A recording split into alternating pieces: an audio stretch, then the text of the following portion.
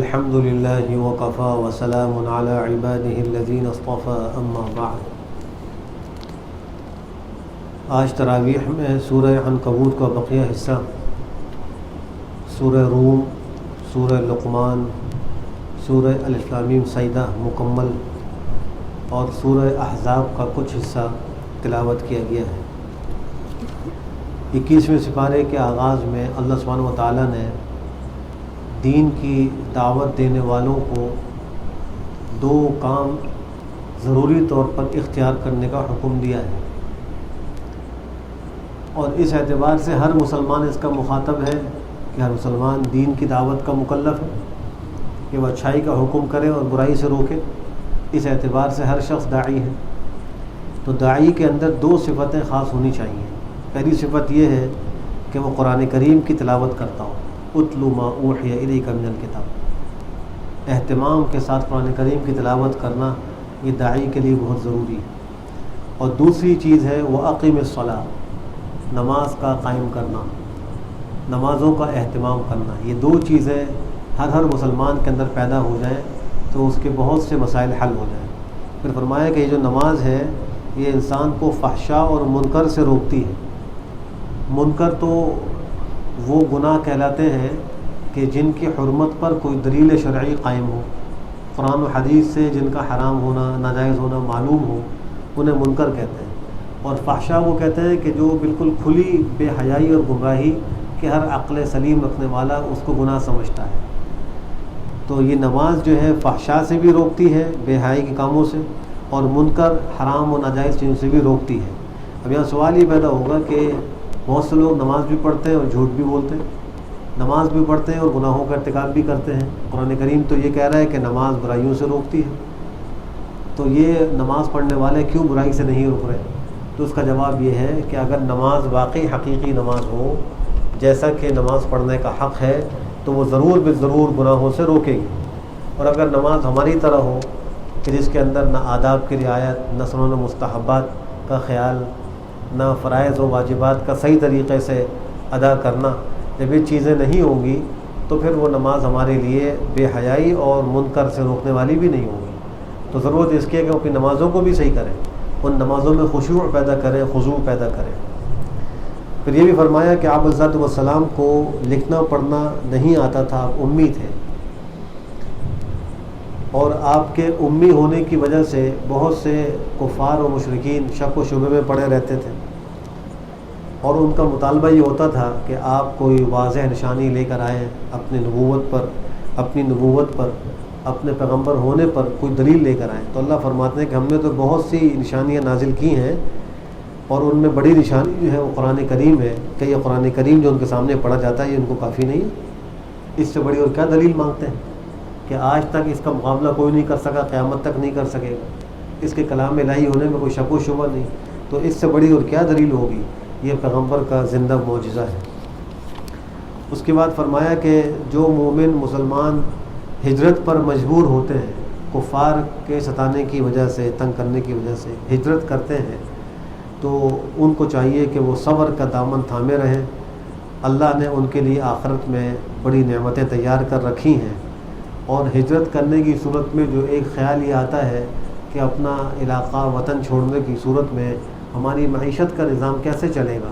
اسی کہ اپنے علاقے میں ہر شخص کا ایک نظام ہوتا ہے معیشت کا، جب وہ علاقہ چھوڑ کر جائے گا تو پھر اس کا معاشی نظام کیسے چلے گا؟ تو اللہ نے فرمایا کہ وَكَأَيٍّ مِّن دَابَّةٍ لَا تَحْمِلُ رِزْقَهَا، کتنے ہی ایسے چوپائے جانور ہیں جو اپنی روزی اٹھا نہیں سکتے، اس کا تحمل نہیں کر سکتے۔ اللہ ان کو روزی دیتا ہے اور تم کو بھی دیتا ہے۔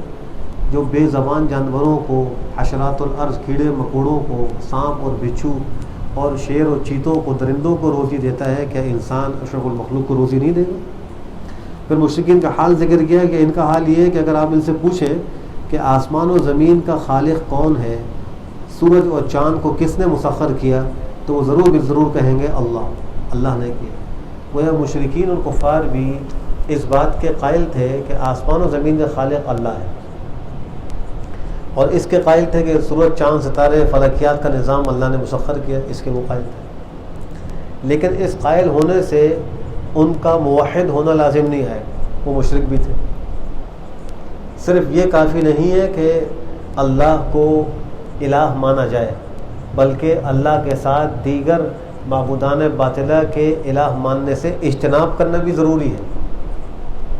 دیکھیے جو کلمہ طیبہ ہے لا الہ، اس میں پہلے الہ کی نفی ہے اور پھر اللہ کے لیے الوہیت کا اس بات ہے۔ لا الہ نہیں ہے کوئی معبود، سب کی نفی ہوگی، الا اللہ، مگر اللہ معبود، اس کے سوا کوئی معبود نہیں۔ تو توحید کے لیے یہ ضروری ہے کہ اللہ کو اکیلا الہ مانے، اللہ کے ساتھ کسی کو شریک نہ کرے۔ جب تک یہ دو چیزیں جمع نہیں ہوں گی تو عقیدہ توحید جو ہے مکمل نہیں ہوگا۔ اور مشرکین جو ہے وہ صرف اللہ کو خالق مانتے تھے، لیکن اللہ کے ساتھ بتوں کو شریک بھی مانتے تھے، تو اللہ کے خالق ماننے سے وہ مسلمان نہیں کہلائے، اس سے کہ انہیں شرک نہیں چھوڑا۔ پھر فرمایا کہ اگر آپ ان سے پوچھیں کہ آسمان سے پانی کس نے اتارا اور پھر اس پانی سے زمین کو کس نے آباد کیا، تو کہیں گے ضرور اللہ ہی نے ایسا کیا۔ اے نبی آپ کہہ دیجئے تمام تعریف اللہ کے لیے، بات یہ ہے کہ ان میں سے اکثر سمجھتے نہیں ہیں۔ پھر اللہ نے ایک حقیقت ذکر فرمائی ہے، اللہ کرے کہ وہ ہمارے دلوں میں اتر جائے، اور وہ حقیقت یہ ہے کہ یہ دنیا کی زندگی سوائے کھیل تماشے کے اور کوئی نہیں۔ آج مسلمان نے اس دنیا کو اور دنیا کی زندگی کو مقصد اصلی سمجھ لیا، حقیقت سمجھ لیا۔ اللہ فرما رہے وما هذه الحیات الدنیا الا لہو ولعب، یہ کھیل تماشا ہے۔ حقیقت پھر کیا ہے؟ وان الدار الاخرہ لہی الحیوان لو کانوا یعلمون، آخرت کا گھر، اصل زندگی تو وہی زندگی ہے، کاش کہ لوگ جانتے، کاش لوگ اس بات کو جانتے، سمجھتے، عمل کرتے کہ آخرت کی زندگی اصل زندگی ہے۔ اس کی تیاری کی ہمیں کوشش کرنی چاہیے، اس زندگی کو، اس حیات کو غنیمت جاننا چاہیے۔ مشرکین کا ایک اور حال ذکر ہوا سورہ عنکبوت کے آخر میں، جب کسی مصیبت میں پریشانی میں پڑتے ہیں تو اللہ کو پکارتے ہیں۔ ان کا طریقہ یہ ہوتا تھا کہ انہوں نے چھوٹے چھوٹے بت بنائے ہوئے تھے اور سفروں میں اپنے ساتھ ان بتوں کو لے کے جاتے تھے۔ جب ان کی عبادت کا وقت ہوتا تو وہ بت نکالتے سامان میں سے، جیبوں سے نکالتے، ان کی عبادت کرتے پھر جیب میں رکھ لیتے۔ پھر یہ ہوتا کہ جب وہ کشتی کے سفر میں جا رہے ہوتے تھے اور وہ کشتی کسی بھنور میں یا طوفان میں پھنس جاتی تو پہلے اپنے ایک معبود کو نکالتے کہ ہمیں اس سے بچاؤ، وہ کیا بچاتا تو اس کو پھینک دیتے، پھر دوسرے کو نکالتے اس کو پھینک دیتے۔ جب سارے ان کے معبود بنائے ہوئے ان کے کام نہ آتے تو دعوا اللہ مخلصین لہ الدین، اپنے اعتقاد کو اللہ کے لیے خالص کر کے اللہ کو پکارتے۔ تو چونکہ وہ اللہ کو اخلاص سے پکارتے تو اللہ ان کو اس مصیبت سے نجات بھی دے دیا کرتے۔ لیکن پھر کیا کرتے؟ فلما نجاؤ من البر اذا هم یشرکون، جب خشکی میں پہنچتے دوبارہ شرک شروع کر دیتے، دوبارہ اپنے ہاتھوں سے ان بتوں کو بناتے، ان کی پوجا شروع کرتے تھے۔ سورت کی آخری آیت میں فرمایا کہ جو لوگ ہمارے راستے میں مجاہدہ برداشت کرتے ہیں، مشقتیں برداشت کرتے ہیں، ہم ان کو راستوں کی رہنمائی ضرور بے ضرور کریں گے۔ اس میں ایک صبر و تسلی ہے ان لوگوں کے لیے جن کو دین کے راستوں میں اور دین پر چلنے کے اندر مشکلات کا سامنا کرنا پڑ رہا ہے، کبھی گھر والوں کی طرف سے، کبھی معاشرے کی طرف سے، کبھی اور دیگر دوست احباب کی طرف سے، تو ان کے لیے صبر و تسلی ہے، وہ گھبرائیں نہیں بلکہ یہ مشقت و پریشانیاں برداشت کریں۔ یہ اللہ کے دین کے لیے ہے۔ جو گھر کے اندر دین زندہ کر رہا ہے، کچھ مخالفت کر رہے ہوں گے، کبھی خاندان والے مخالفت کر رہے ہوں گے، تو ان کو برداشت کریں، اللہ ضرور ضرور اس کے لیے راستہ نکالیں گے۔ پھر سورہ روم ہے، مکی صورت ہے، چونکہ اس صورت کے آغاز ہی میں روم کے مغلوب ہونے کا ذکر ہے اور بعد میں ان کے غالب آنے کا ذکر ہے، اس لیے صورت کو روم کے نام سے موسوم کیا گیا ہے۔ اس کے شان نزول میں یہ واقعہ ذکر کیا جاتا ہے کہ آپ صلی اللہ علیہ وسلم کی ہجرت کے بعد روم اور جو فارس کی طاقتیں تھیں، یہ بڑی طاقتیں شمار کی جاتی تھیں، ان کی آپس میں جنگیں رہتی تھیں۔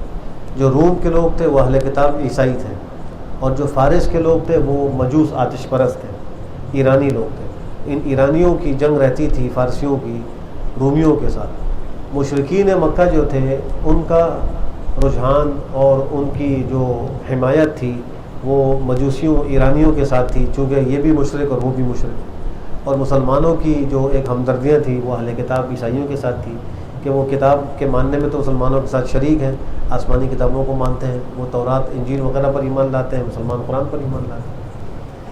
تو ہر فریق کی خواہش یہی تھی کہ جو ہمارا حمایتی ہے وہ کامیاب ہو، چونکہ اس زمانے میں جو فارس اور ایرانیوں کی طاقت تھی وہ بڑی مضبوط تھی اور رومیوں کو بڑی شکست دے رہے تھے، اور جو قیصر تھا وہ جان بچاتے ہوئے بھاگ رہا تھا، تو مشرکین بڑے خوش ہوتے تھے کہ دیکھو کیسا حال ہو رہا ہے رومیوں کا. اسی دوران اللہ نے یہ آیت نازل فرما دی کہ غلبت الروم، روم جو ہے وہ مغلوب ہے، لیکن وہم من بعد غلبہم سیغلبون، ان قریب وہ غالب آئیں گے. ابھی تو مغلوب ہے، کچھ عرصے کے بعد غالب آئیں گے. اور اس کی مدت ذکر فرمائی فی بضع سنین، چند سالوں. بضع کا اطلاق 3 سے لے کر 9 تک پر ہوتا ہے. جب یہ آیتیں اتری تو اس وقت کے جو حالات تھے وہ ان آیتوں کے موافق نہیں تھے. لوگوں نے کہا کیسی باتیں کرتے ہو، روم کے لوگ تو اتنا پٹ رہے ہیں، بھاگ رہے ہیں، اور ایران کے لوگ جو ہیں ان کو بہت مار رہے ہیں، اور یہ مجوسی جو ہیں غالب آ رہے ہیں، طاقت ان کے پاس ہے، تم کہتے ہو کہ یہ رومی ان پہ غالب آ جائیں گے. تو ابی بن خلف جو ایک مشرک تھا، اس نے صدیق اکبر کے ساتھ ایک شرط لگائی اور کہا کہ تمہاری کتاب یہ کہتی ہے کہ چند سالوں میں روم کے لوگ غالب آئیں گے، تو میں اور تم شرط لگاتے ہیں اگر ان سالوں میں 9 سال کے اندر، چونکہ بضع کا آخری اطلاق 9 پر ہوتا ہے، 9 سالوں میں اگر رومی ان مجوسیوں پہ غالب آ گئے تو میں تم کو 100 اونٹ دوں گا، اور اگر غالب یہ نہیں آئے تو تم مجھے 100 اونٹ دو گے. اس زمانے میں اس طرح شرط لگانے کی حرمت نازل نہیں ہوئی تھی، ورنہ اس طرح شرط لگانا اب حرام ہے، اس کو جوا کہا گیا ہے. اس زمانے میں یہ حرام نہیں تھا. تو حضرت صدیق اکبر نے اس سے یہ شرط لگائی. 7ویں سال میں اللہ نے رومیوں کو ان فارسیوں پر، ایرانیوں پر غلبہ دے دیا. اور چونکہ ابی بن خلف مر چکا تھا تو اس نے اپنے بیٹوں کو وصیت کی تھی. ان کے بیٹوں نے شرط کے مطابق 100 اونٹ لا کر صدیق اکبر کو دے دیے کہ ہمارے والد شرط ہار گئے ہیں. اب حضرت السلام نے فرمایا کہ اے ابو بکر، چونکہ اب اس قسم کی شرط لگانے کی حرمت نازل ہو چکی ہے تو ان اونٹوں کو ہم استعمال نہیں کریں گے، ان کو صدقہ کر دو فقیروں کو. تو صدقہ کر دیا. اس واقعے کا شروع ہی میں ذکر ہے. اللہ نے فرمایا کہ یہ دو دنیا کے یہ کفار ہیں، یہ دنیا کی حیات اور ظاہری دنیا کے اسباب کو تو خوب جانتے ہیں لیکن آخرت سے غافل ہیں. یعلمون ظاہرا من الحیات الدنیا، دنیا کی ظاہری زیب و زینت، دنیا کے فنون، سائنس، ٹیکنالوجی کو تو خوب جانتے ہیں لیکن وہم عن الآخرۃ ہم غافلون، آخرت سے غافل ہیں. آج مسلمان بھی آخرت سے غافل ہو گئے. یہ تو مشرکین کا حال ہے. مسلمان کا کام کیا رہ گیا ہے کہ وہ صبح مشین کی طرح اٹھتا ہے، اپنی جاب پر یا اپنے بزنس پہ جاتا ہے، دن بھر وہاں کام کرتا ہے، نہ نماز کا ٹھکانہ، نہ تلاوت کا ٹھکانہ، نہ تسبیحات، نہ مناسب بچنے کا اہتمام، اور نہ حلال و حرام کی کوئی فکر اور تمیز. عام طور پر حال یہ. اور شام کو وہاں سے آئے گا، دوستوں کے ساتھ بیٹھ جائے گا یا باہر آؤٹنگ کر لے گا، ریسٹورینٹ میں بیٹھ کے کچھ کھا پی لے گا، اور پھر رات کو دیر سے آ کے سو جائے گا.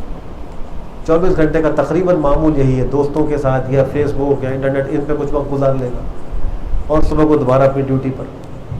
تو دنیا کی زندگی تو خوب جان رہے ہیں. ان کی زندگیوں میں آخرت کی تیاری کے لیے کوئی وقت نہیں ہے. وہم عن الآخرۃ ہم غافلون. یہ تو اللہ مشرک اور کفار کا حال ذکر فرما رہا ہے. مومن کا حال تو یہ ہونا چاہیے کہ دنیا کو بقدر ضرورت لے، جتنی اس کی ضرورت پوری ہو رہی ہے، کسی کے احتیاج نہ ہو، بس یہ کافی ہے. بقیہ وقت اپنا جو ہے وہ آخرت کی تیاری میں لگائے.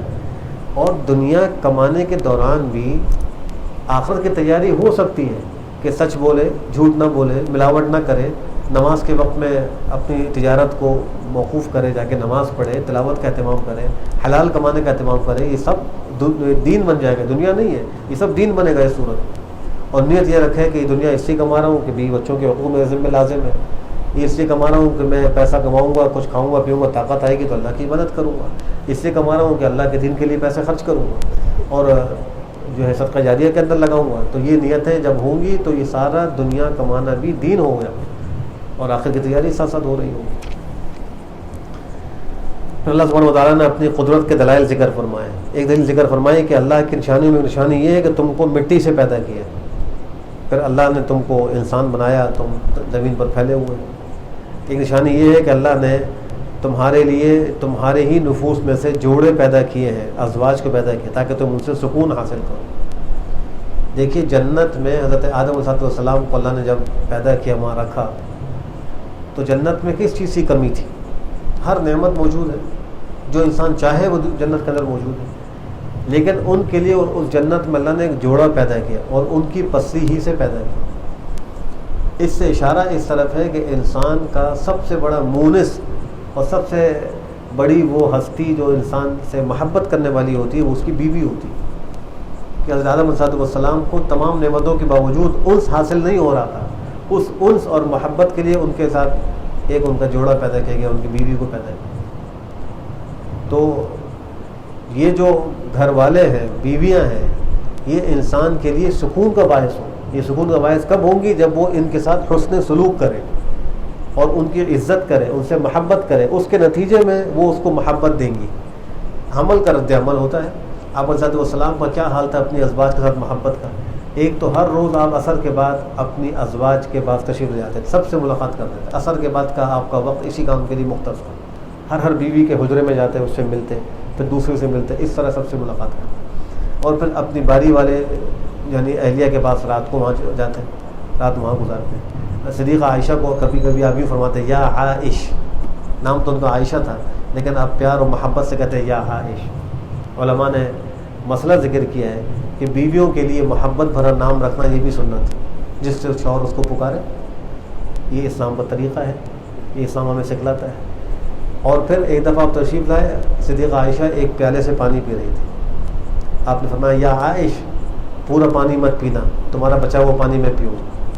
آپ دیکھیے کہ پیغمبر سے امت اور مخلوق برکت حاصل کرتی ہے، اور یہاں پیغمبر اپنی زوجہ سے محبت کا اظہار اس طرح کر رہے ہیں کہ تمہارا بچا ہوا برکت کے لیے میں لوں.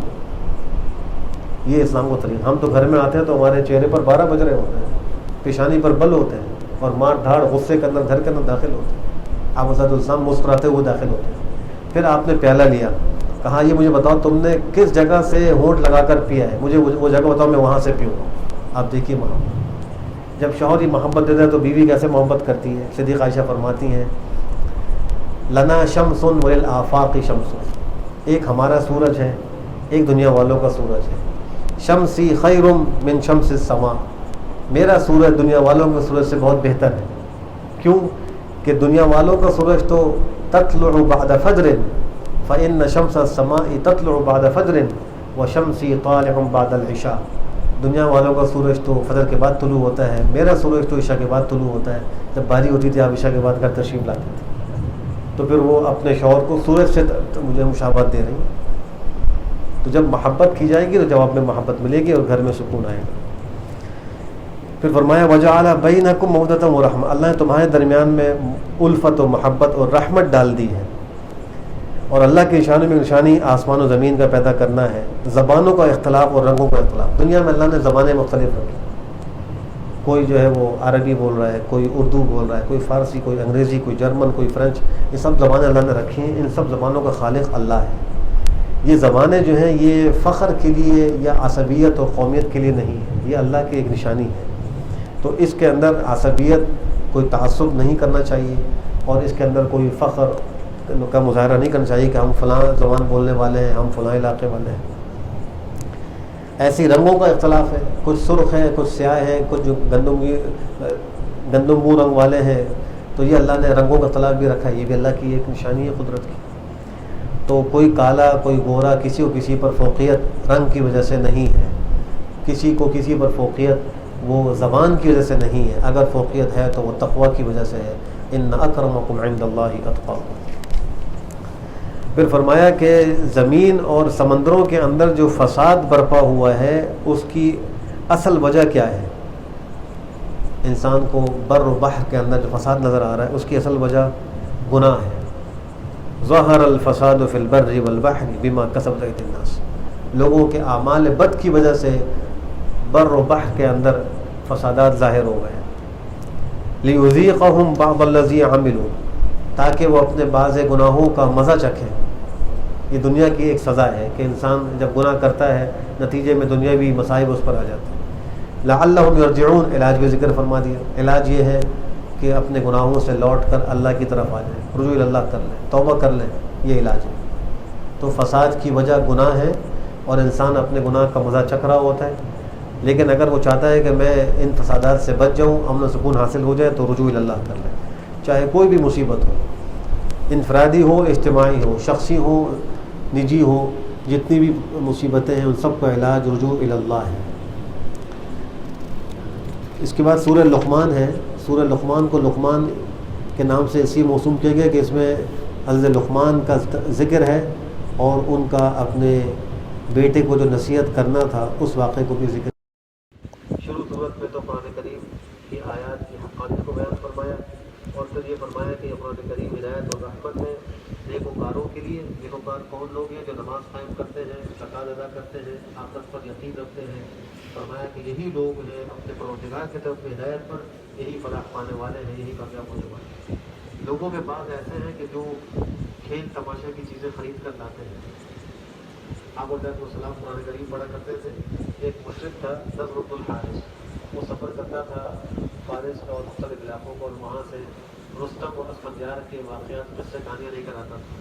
اس کے بعد باندیاں تھیں اور باندیوں کو کہتا تھا تم گانا وغیرہ گاؤ, اور وہ رستم اور اسفندیار کے قصے سناتا تھا. لوگوں کو کہتا ہے کہ دیکھو یہ چیزیں اچھی ہیں, ناچ گانا اچھا ہے, یہ جو محمد قرآن پڑھتے ہیں یہ اچھا ہے. اس طرح لوگوں کو قرآن کریم سے برگشتہ کرنے کی کوشش کرتا تھا. علماء نے ذکر فرمایا کہ لحم الحدیث کا نصاب, یہ جو ناچ گانا ہے, موسیقی سب اس میں داخل ہے. آج کتنے ہی جو ہے وہ نوجوان ناچ گانوں کے اندر لگے ہوئے ہیں, واک کر رہے ہوتے ہیں, ہیڈ فون کان پہ لگا ہوتے ہیں, گانا سن رہے, موسیقی سن رہے. یہ کان کا زنا ہے. حدیث نے فرمایا کہ جو اس طرح غنا اور موسیقی سنتا ہے, کل قیامت میں اس کے کان میں پگھلا ہوا شیشہ ڈالا جائے گا. اور یہ حدیث آپ نے فرمایا الغناء ینبت النفاق فی القلب کما ینبت الماء الزرع. غنا و موسیقی دل میں نفاق کو ایسے پیدا کرتا ہے جیسے پانی کھیتی کو پیدا کرتا ہوا. اور اس طرح مختلف گیم, آج کا نوجوان اور بچے گیموں میں لگے ہوئے ہیں. پب جی گیم کا تو کھیلنا شرم ناجائز اور حرام ہے. کتنے بچے اور نوجوان اس میں لگے ہوئے ہیں. کئی مفاسد کا مجموعہ ہے یہ پب جی گیم, اور یہ اتنا مشہور ہوا ہے. اس کے نقصانات, ظاہری نقصانات کی وجہ سے بعض ملکوں نے اس پر بین کیے. ان کے ملک میں اس کو کھیلنے کی اجازت نہیں. تو بھارت کو ایک الگ مسئلہ ہے, لیکن شریعت کا حکم یہ ہے کہ پب جی گیم کا کھیلنا چاہیے. دولت میں تمام دولتوں کا فتویٰ ہے. زیادہ نوجوانوں کو چاہیے, بچوں کو چاہیے گیموں سے اپنے آپ کو بچائیں. جہاں فارغ ہوتے موبائل گیم پہ لگ جاتے ہیں. ایک دفعہ میں ہوائی جہاز کے سفر پہ تھا, تو جیسے ہی جہاز ہو رہا, اب انسان کو سوچنا چاہیے ہم جہاز میں سفر کر رہے ہیں, نہ زمین پر ہیں اور نہ آسمان پر ہے, درمیان میں معلق ہے. کبھی کچھ حادثہ کچھ آ جائے, بچنے کی کوئی مظاہر امید نہیں ہے. اس وقت رجوع اللہ کرنا چاہیے. اس فضا کو گواہ بنانے کے لیے کچھ تلاوت کرنی چاہیے, کچھ تسبیحات کرنی چاہیے. میں نے بعض مسافروں کو دیکھا کہ انہوں نے کانوں میں ہیڈ فون لگا لیے, بعضوں کو دیکھا کہ انہوں نے اپنا وہ ٹیپ وغیرہ نکالا, وہ اپنا گیم کھیلنا شروع. پورے سفر میں وہ گیم کھیل رہے تھے. یہ لہو الحدیث.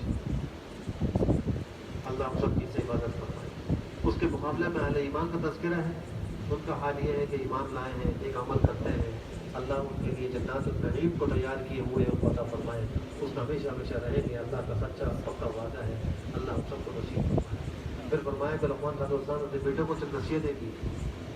سب سے بڑی نصیحت یہ تھی کہ اللہ کے ساتھ شرک نہ کرنا, شرک بڑا ظلم ہے. پھر فرمایا کہ والدین کے ساتھ اس سے سلوک کرتا, والدین کا بڑا حق ہے. ماں نے بچے کی پیدائش میں اور اس کے بعد دودھ پلانے کے زمانے میں بڑی مشقت اٹھائی ہوتی ہے, اور اولاد اس مشقت کا بدلہ ادا نہیں کر سکتی. اس لیے ماں کے آگے منہ سے ہاں بھی نہیں کرنی چاہیے, سر چکا کے رہنا چاہیے. ان کے آگے تیز لہجے میں بات بھی نہیں کرنی چاہیے. جائز امور میں ان کی محبت اطاعت کرنی چاہیے, ان کی خدمت کرنی چاہیے, ان کی عزت اور عظمت کا خیال کرنا چاہیے. پھر فرمایا کہ اگر یہ ماں باپ تمہیں اللہ کے ساتھ شرک کرنے پر مجبور کرے تو پھر ان کی بات نہ ماننا.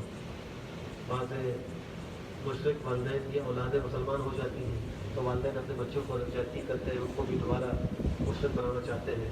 تو ایسے اولاد کے لیے حکم یہ ہے کہ اس میں ان کی بات نہ کریں, کیونکہ یہ ناجائز ہے.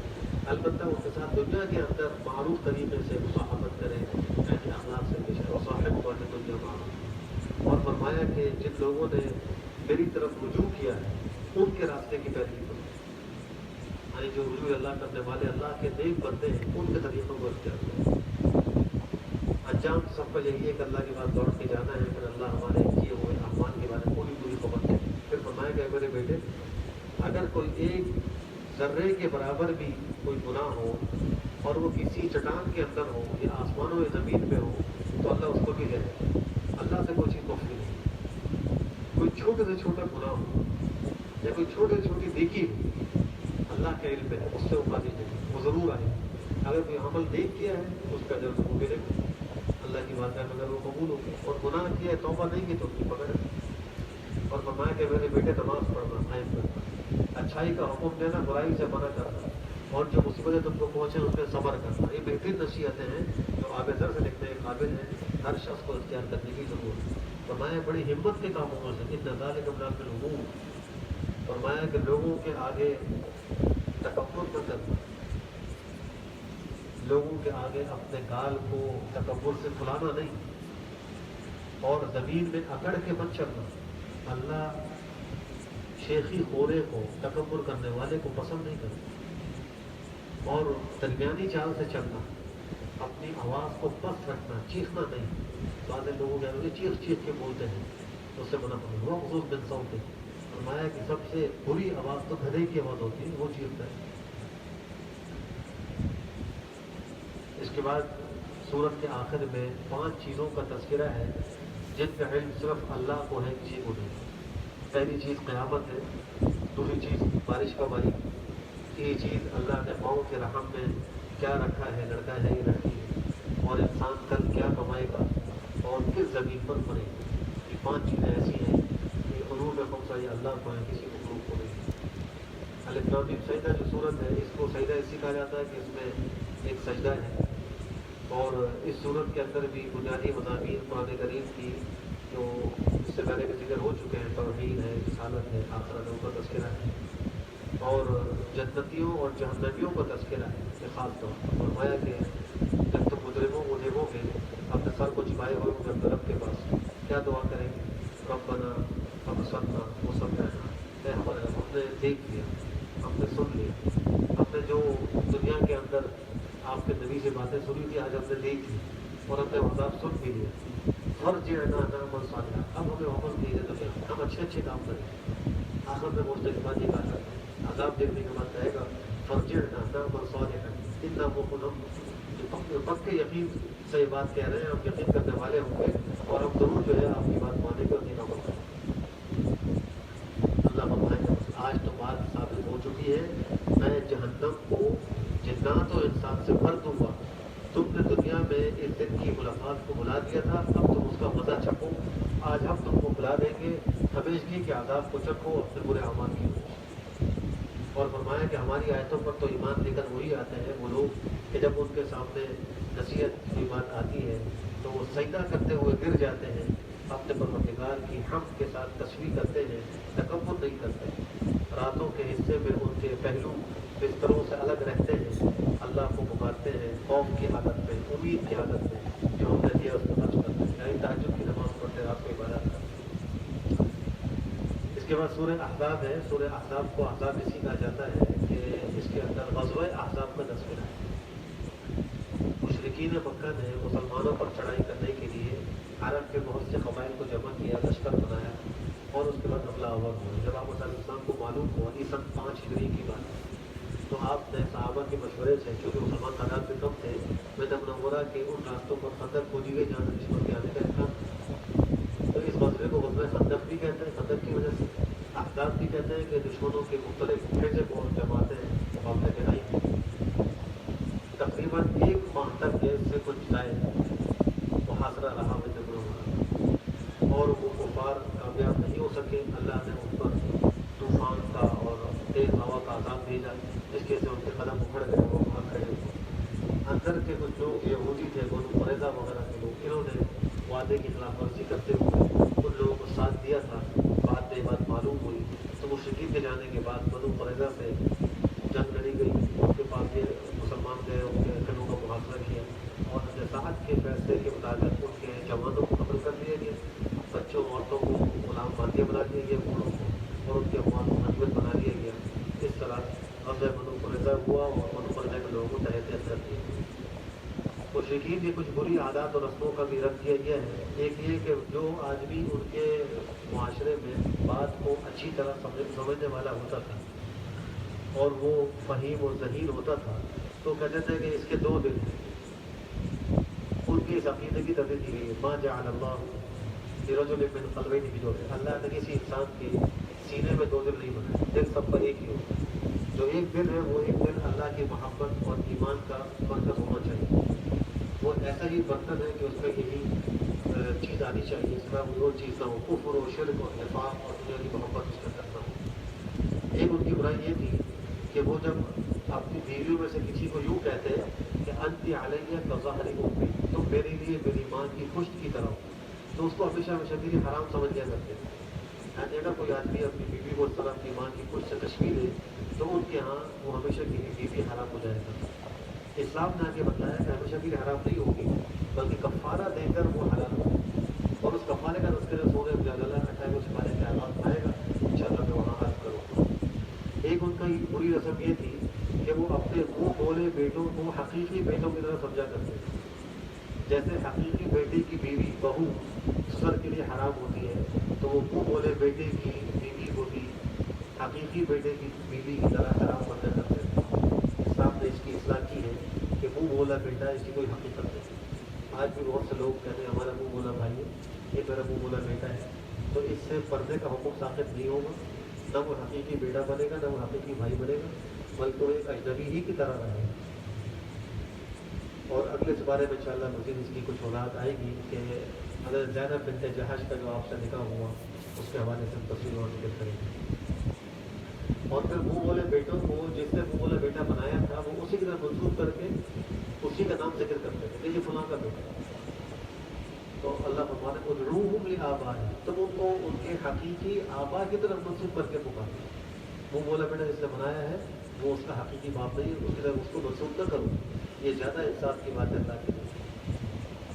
پھر غزوہ احزاب کی مطابق آیات ہیں تو اس موقع پر منافقین کا نفاق کھل کر آیا. انہوں نے صاف صاف کہا کہ ہم سے اللہ اس کے رسول نے بڑا چھوٹا وعدہ کیا. جب وقت اتنی مصیبت میں آ گئے, وہ اتنا مشکل کا وقت تھا کہ اللہ نے اس مشکل کا ذکر اور صحابہ کرام پر اس کی مشقت کا ذکر یوں فرمایا کہ وہ ازاغت الابصار, جب آنکھیں ٹھنڈی پڑی, وبلغت القلوب الحناجر, کلیجے منہ کو آ رہے اور تم اللہ کے بارے میں مختلف خیالات کر رہے ہیں. یہ اس جنگ کے موقع پر حالات. تو منافقین کا نفاق کھل کر آئے. انہوں نے کہا کہ اللہ نے ہمیں چھوٹا وعدہ کیا. اور بعض منافقین نے کہا کہ اے مدینے والوں, تمہارے اب یہاں رکنے کی کوئی جگہ نہیں, واپس چلے جاؤ, دین سے پھر جاؤ, تمہارا ساتھ ختم ہو جائے گا. اور بعض منافقین نے آپ سے آ کر چھوٹی اپنی جو ہے معذرتیں پیش کی. ہمارے گھر میں کوئی نہیں گھر خالی ہے, کہ ہم اجازت دیں, ہم پر جا کے رہیں گے. تو ان کو اجازت دی گئی. اللہ فرماتے ہیں جھوٹ بولتے ہوا یہ بھی آؤں گا, خالی اس جنگ سے اور اس بدلے سے بھاگنے کے لیے ایسا کر رہا ہے. اور پھر جو مومن پکے تھے ان کا حال ذکر فرمایا کہ جب انہوں نے دشمنوں کی جماعت کو دیکھا تو کہا کہ یہ ہے وہ جس کا ہم سے اللہ نے اس کے رسول نے وعدہ کیا تھا. اللہ اس کے رسول نے سچا وعدہ کیا, ان کا ایمان مزید بڑھا. اللہ فرماتے ہیں مومنوں سے بات تو وہ ہیں جنہوں نے اپنے اللہ سے کیے ہوئے وعدے کو پورا کر دکھایا, سچا کر دکھایا. بعض وہ ہیں جنہوں نے اب تک ان کا وعدہ پورا نہیں ہوا, انتظار میں ہے. تو اور بعض وہ ہیں جنہوں نے اپنی جان کو اللہ کی راہ میں قربان کر کے اس وعدے کو پورا کر دیا. تو یہ مومنوں کا حال تھا. اللہ نے ایسوں کے لیے آخرت میں جو بدلہ تیار کر رکھا ہے اس کا تذکرہ فرمایا.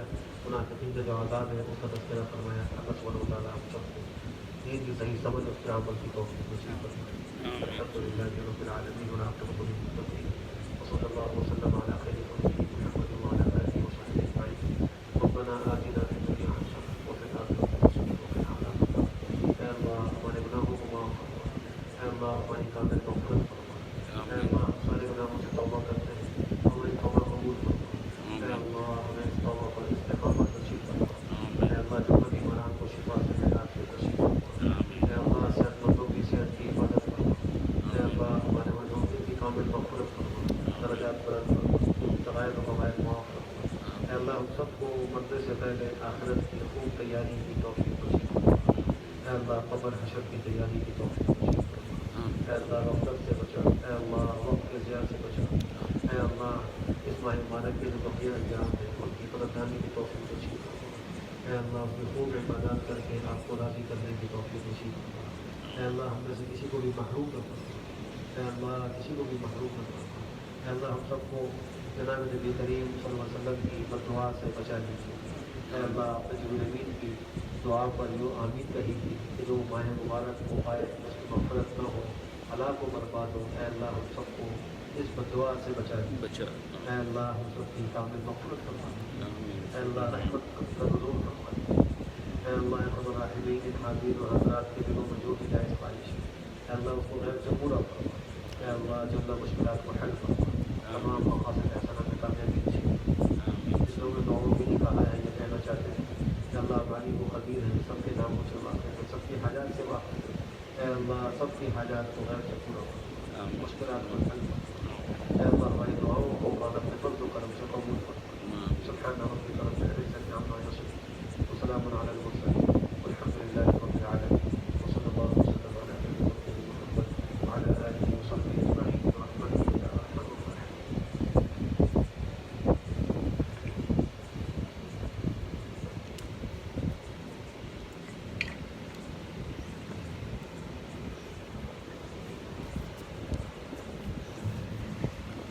حضرات، ہمارا یہ آج کا تراویح کا درس بھی ختم ہوا الحمدللہ۔ آج 21ویں پارہ کی تراویح پڑھی گئی تھی، پھر اس کا خلاصہ بیان کیا گیا۔ کل انشاءاللہ پاکستان اسٹینڈرڈ ٹائم 9 بجے کے حساب سے پھر انشاءاللہ حاضر ہوں گے آپ کی خدمت میں۔ اپنی رائے سے اظہار کیجیے گا، اپنی رائے کا اظہار کیجیے گا، کیسی لگی آپ کو یہ پریزنٹیشن، آواز کیسی تھی، تصویر کیسی تھی۔ جزاک اللہ خیرن، پھر ملتے ہیں کل انشاءاللہ۔